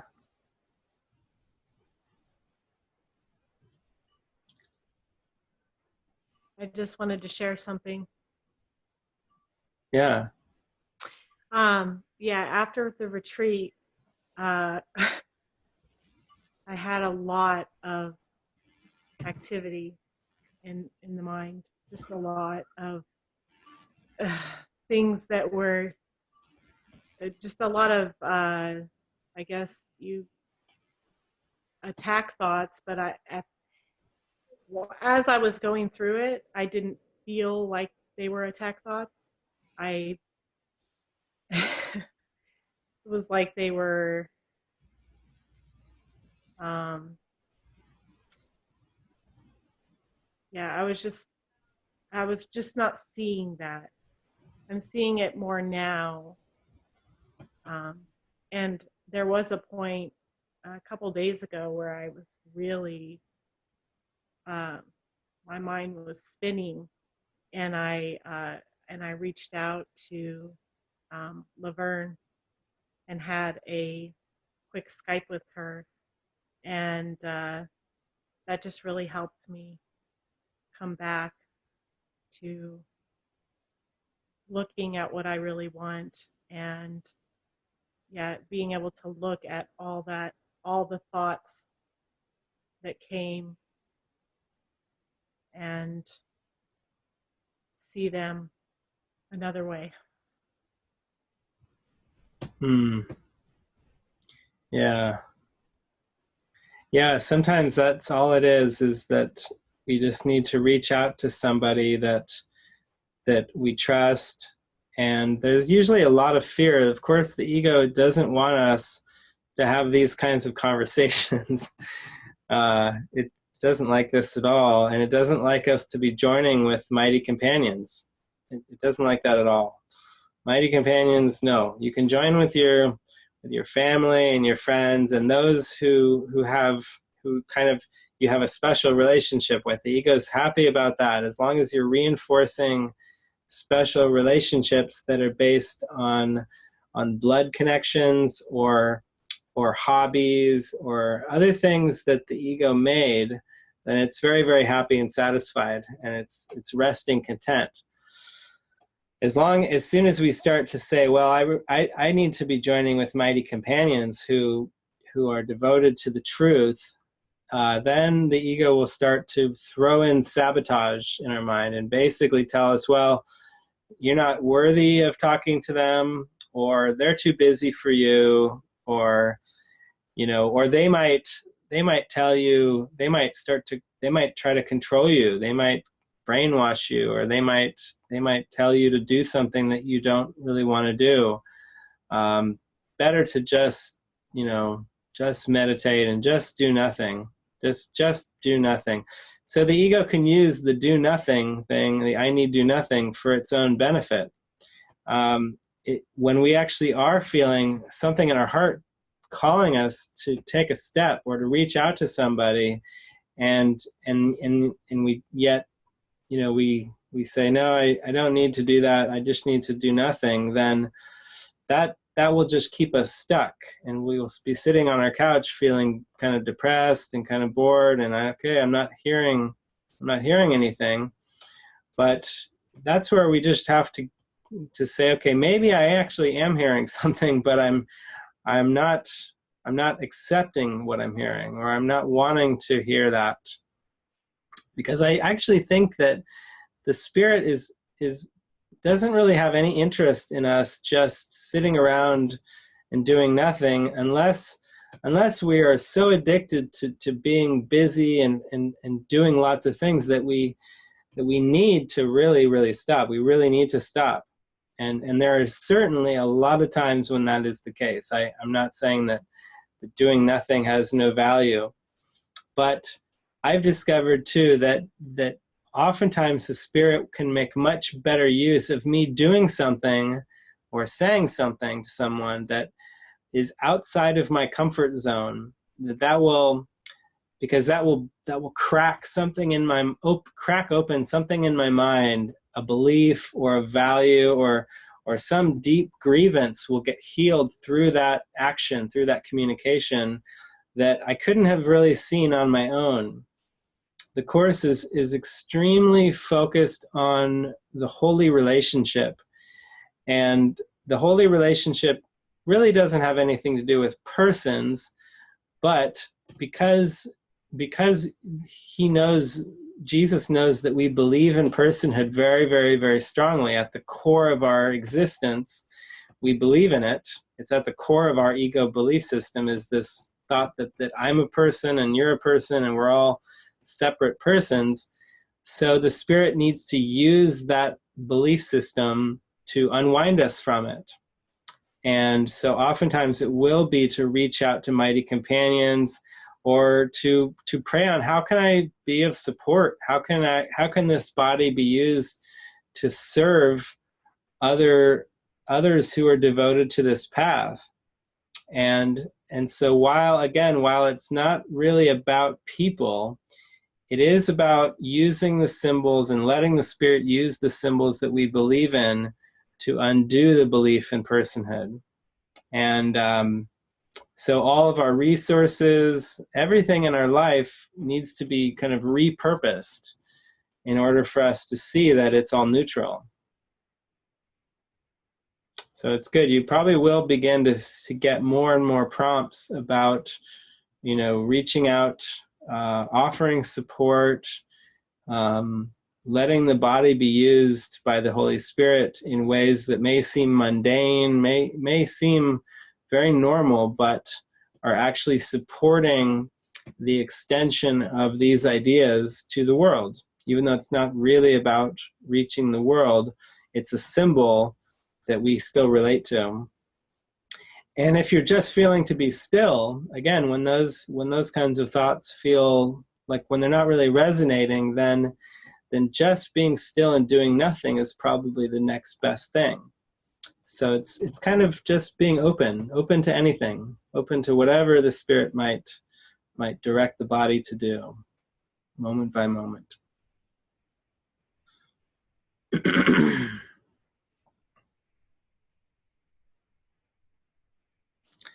Yeah. I was just going to say one more thing, is that I still had a little bit of fear or nervousness just to even be part of this. Yeah. So, yeah, it's just, when I was at the retreat, Francis had said, like a reminder of something, as when you're feeling afraid, to pause and join. And so that's been helping me. Yeah.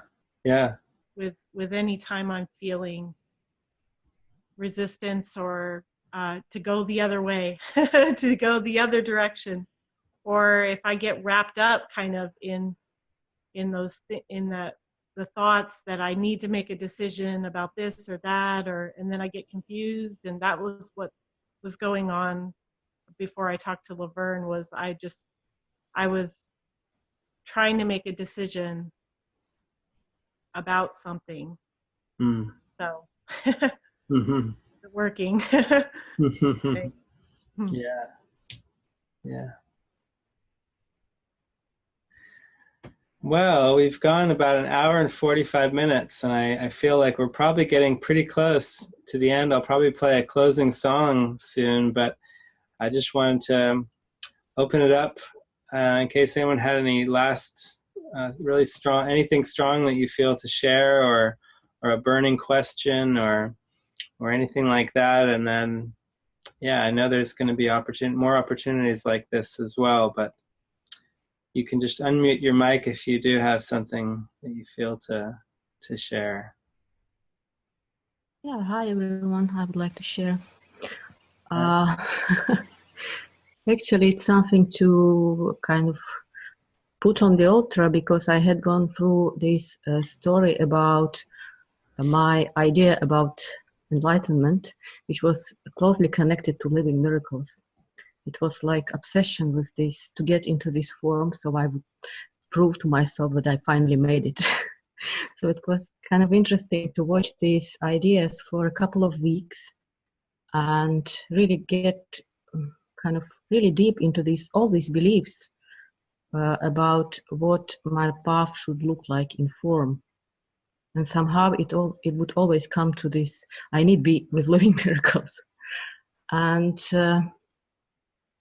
I just kept praying and watching my mind and connecting with mighty companions, and also watching these beliefs about categorizing even mighty companions like into advanced ones from the living miracles, and less advanced, which are like less than me from my group, so I couldn't turn to anyone.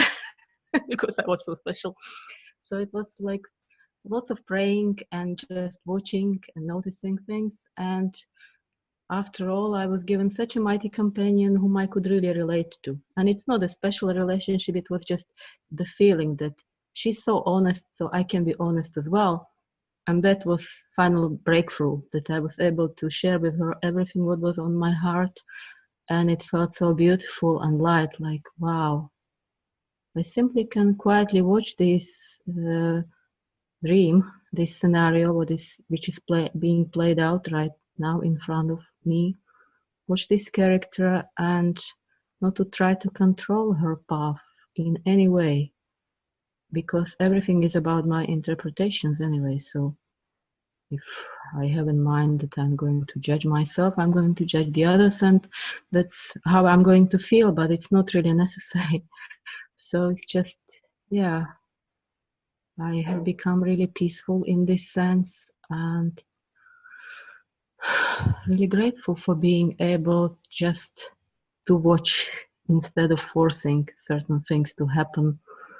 If I'm meant to be there, well, I will. If not, I'm okay with it as well. So it's not about real seeking form. It's a matter of immediate peace, which I'm feeling right now. So everything is like it's supposed to be. And thank you for this, because even this is the answer to my prayer, because I had been dealing with kind of grievance that online retreat is too expensive for this poor person, and here I am, because this is what I seemingly can afford, but it's never about the form. It's just everything is wish fulfillment. That's how it's being played out. Thank you. Thank you, Chris.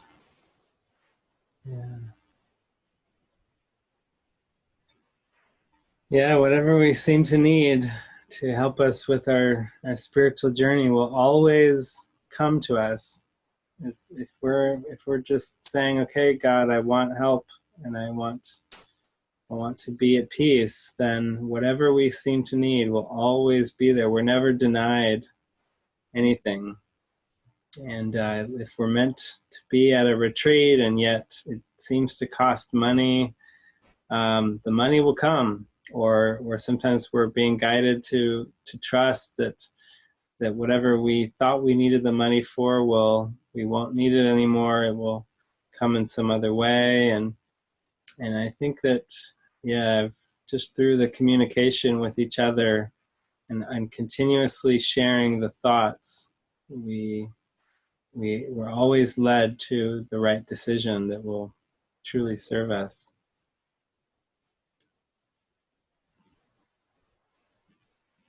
And peace of mind, that's it. That's all we really want right now, just to rest in this holy instant.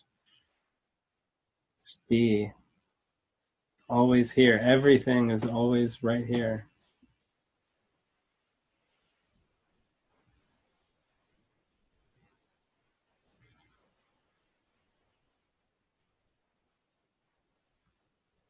Okay, well, I think I'll play a song for you guys that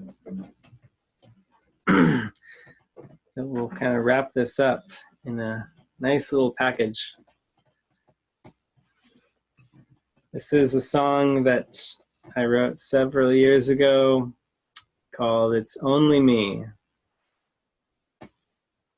And it's funny because I felt guided to name this talk, The Mystical Journey, You Are Not Alone. And now I'm closing it with a song called It's Only Me. And of course, that really refers to the one self that we all share. So it's rather than it being a feeling of aloneness, it's just a glorious feeling of all-one-ness. And I just invite you all to really join me in this song and in what it is pointing to. Erik, I just want to say that I love this song. Ah, thank you, Kelly. It just lifts my spirits every time I listen to it. So thank you. You're welcome.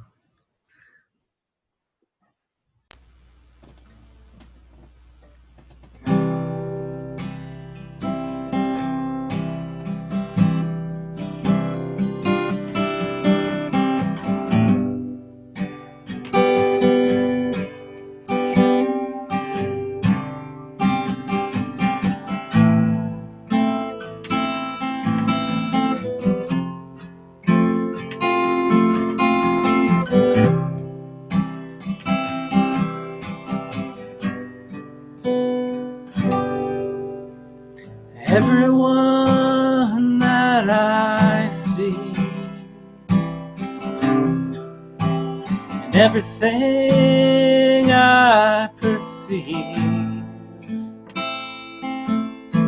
is me.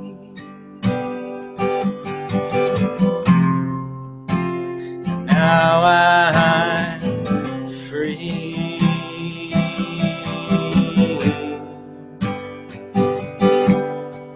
And anytime I believe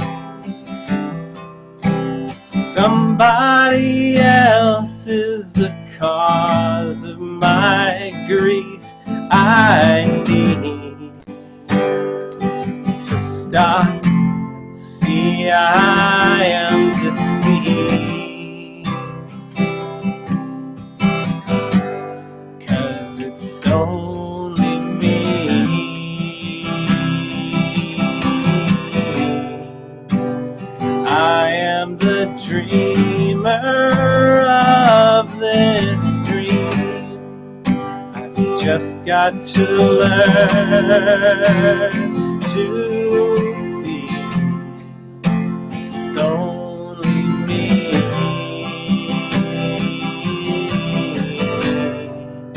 And when I'm afraid,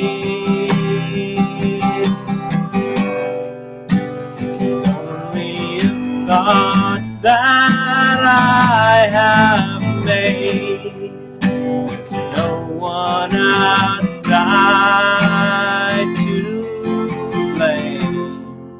It's only me.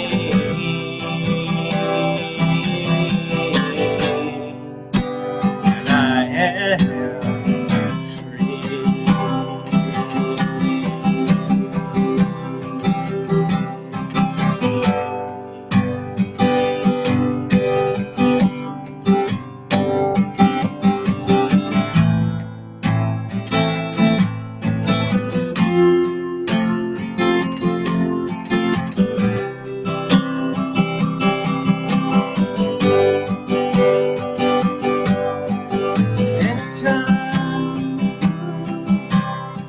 I forgot the lyrics. Everyone that's funny. Anybody remember the lyrics for me of the next verse? Everything I'm perceiving. Everything that I perceive are the projections of my false memory. There's no need to ever take any of it seriously.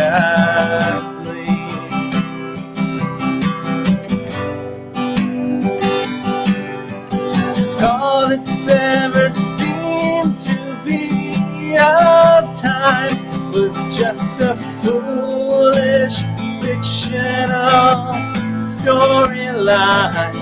But I'm learning that it never really happened, except in my mind. And it's only me.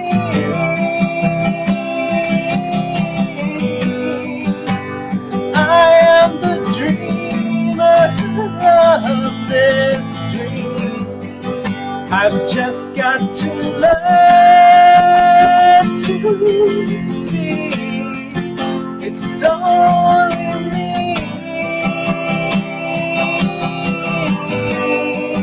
And when I'm afraid, it's only thoughts that I have made. There's no one outside to blame. It's only me. And I am free.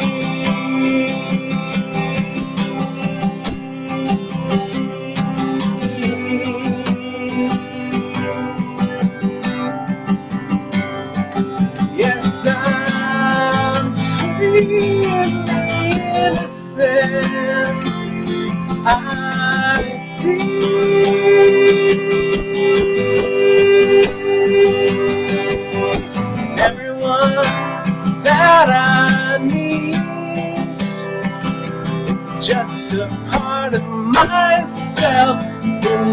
longs to be free, and I know in my heart, yes, I know in my heart we can be.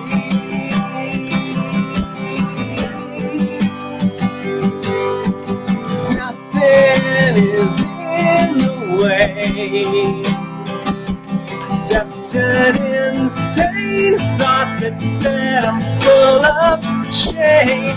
But forgiving you is showing me the innocence in me.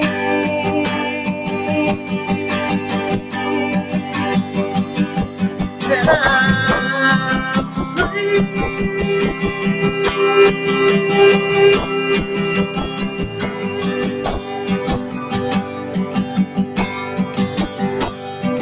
Yes, I'm free in the innocence I see.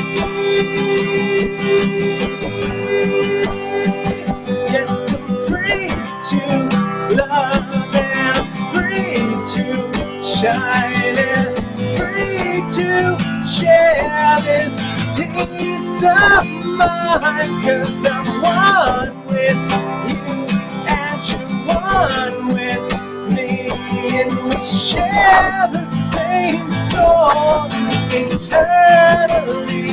But I fell asleep and I dreamed this dream, and now I've got to take responsibility. Finally,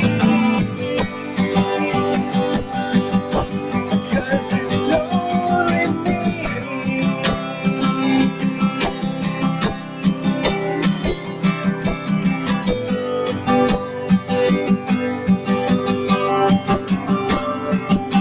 And I'm free in the innocence I see.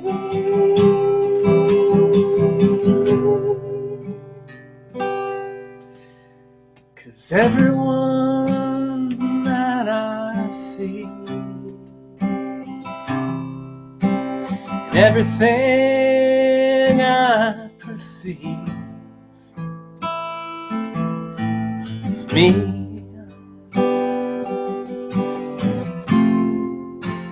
And I am.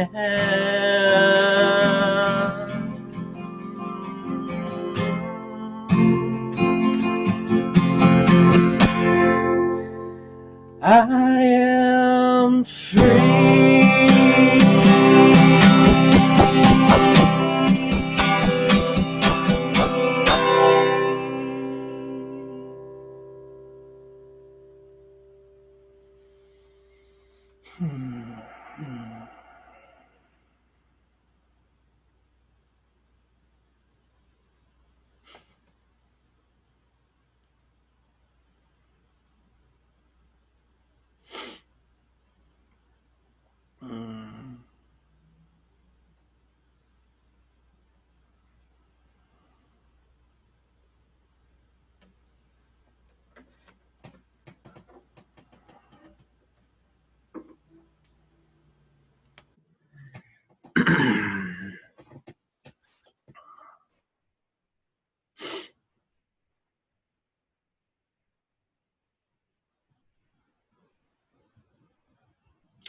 Yeah, you can feel how I feel when I sing that song, how it just, it lifts me into this experience that's completely not in time. It's not like it's not thinking about what I need to do next or what's coming next. It's completely out of time. And that's the experience that we all deserve, and that is our natural state. Our natural state is timeless. It's completely timeless. And when we're just saying, yes, Spirit, use me, take over. I know I want to. I'm retired. I'm retired from my life as Erik. I'm retiring from that job of being a good Erik. Then then that's what happens. That the experience is that the body gets used to share and communicate love, and while that's happening, there's just a feeling of timelessness and stillness and peace, even if the body is very, very active.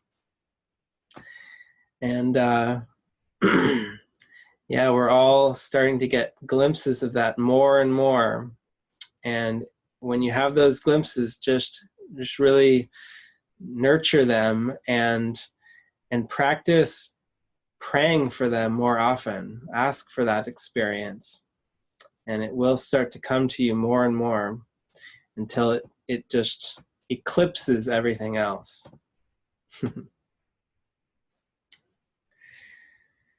So thank you all for joining me. And I really appreciate just your devotion. I can feel all of you have this very, very strong calling to go deeper on this journey. And so I think there's going to be a lot of opportunities. I just heard a Spreaker talk that David did on his Spreaker channel. If you're not aware of it, just go to Spreaker, Spreaker, and type in David Hoffmeister. You'll find his channel. And he was just talking about all the different ways in which you can connect in the events that he's going to be doing this year. And he's actually going into quite a hermitage mode. But yeah, I feel like there's just these ways that Spirit is kind of helping us to nurture that experience. And there's the online retreat coming up at the beginning of March that David's going to be speaking at. I'll probably be there to sing a song or two. And then, yeah, there's just so many different avenues for connecting. So just keep nurturing your heart and tuning in and making awakening be your priority, and your life will start to feel like quite a ride, quite an adventure all the time. Okay, lots of love to all of you. Thank you, Eric. Yeah, thank you, Kelly. Let's do this again. Yeah, I will definitely be doing this again soon, and I'll put all the details on my Facebook page, I'm sure, again. Great. I'm sure I'll see you all again soon. Yay. Thank you. You're welcome. Peace. Okay. Thank you. Bye. Thank you all. Love you. Bye. Love you. Bye.